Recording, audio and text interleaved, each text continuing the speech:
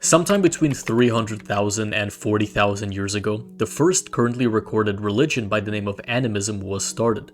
Early humans lived in small groups completely at the mercy of their environments, and in this world, it made sense to see everything as alive. Animals, rivers, storms, mountains, and forests were seen not as things, but as beings with intentions.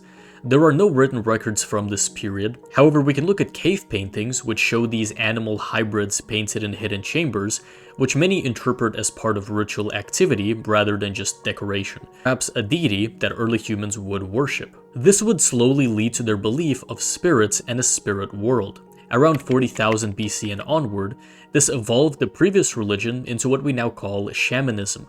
Not everyone in a group can communicate with the spirit world equally well, but those who could were called shamans. These are the first identifiable religious professionals. They enter trance states through drumming, chanting, dancing, fasting, or using psychoactive plants and fungi, depending on the region.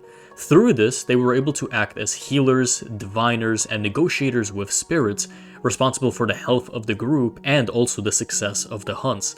So the core religious idea was now more about seeing certain people as vessels of the spiritual world and possibly worshipping them as well. As human groups became larger and more organized, the idea of a totem god, or totemism, was born, roughly between 20,000 and 10,000 BC. Here, instead of just a general world of spirits and individual shamans, entire clans or tribes begin to define themselves through a sacred animal, plant, or symbol known as a totem.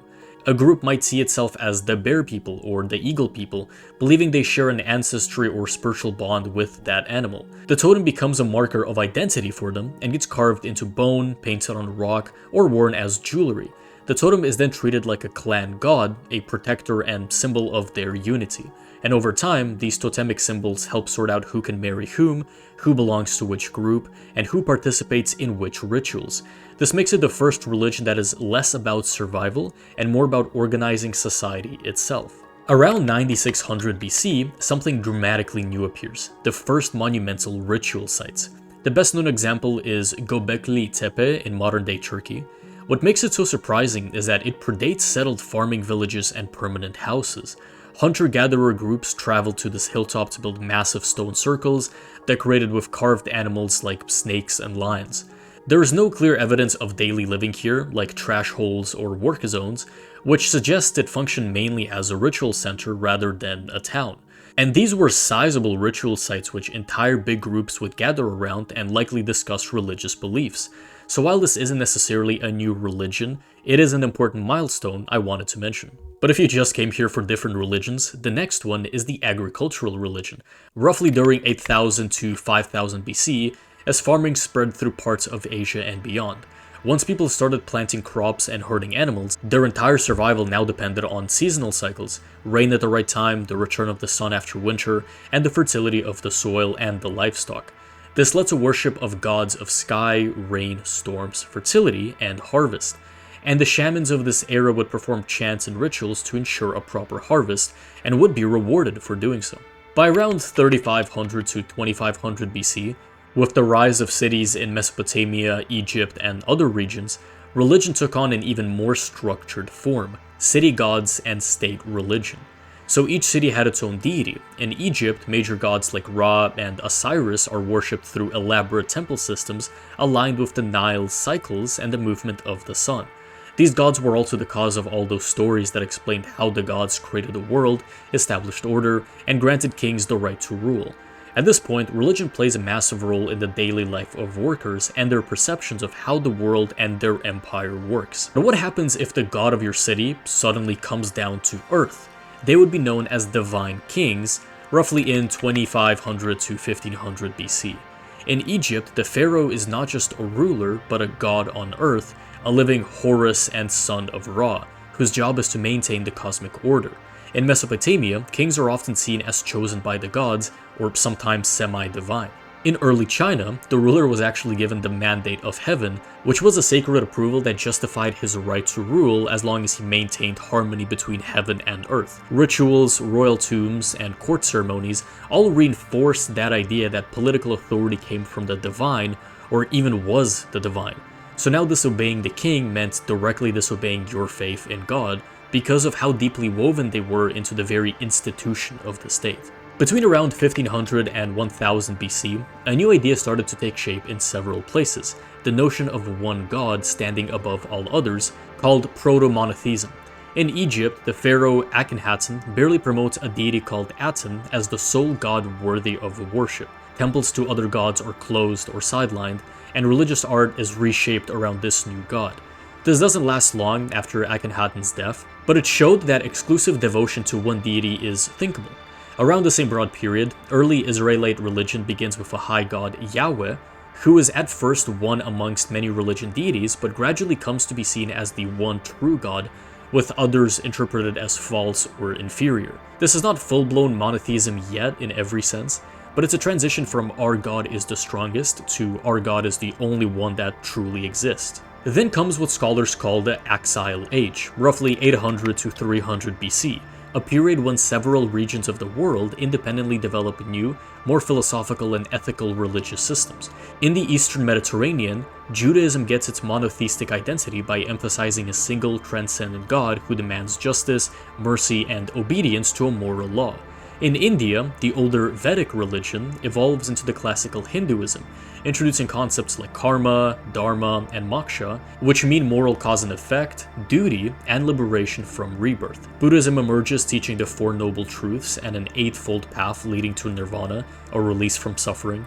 In China, Confucianism focuses on social harmony, duty, and proper conduct, while Taoism emphasizes harmony with the Tao, which is an underlying way of the cosmos. In Greece, philosophers like Socrates, Plato, and Aristotle ask rational questions about ethics, the soul, and the nature of the divine, while mystery cults offer personal experiences of rebirth and a union with a god. But you'll notice that all of these religions are more introspective and universal, concerned not just with pleasing gods for immediate benefits, but with how to live a good life, what justice means, and how to escape ignorance or suffering. By around the 400s to 800s, large empires across Eurasia begin adopting religions as official ideology, creating what can be called imperial religion. When the Roman Empire embraced Christianity, it literally became the backbone of its identity, legal norms, and public life.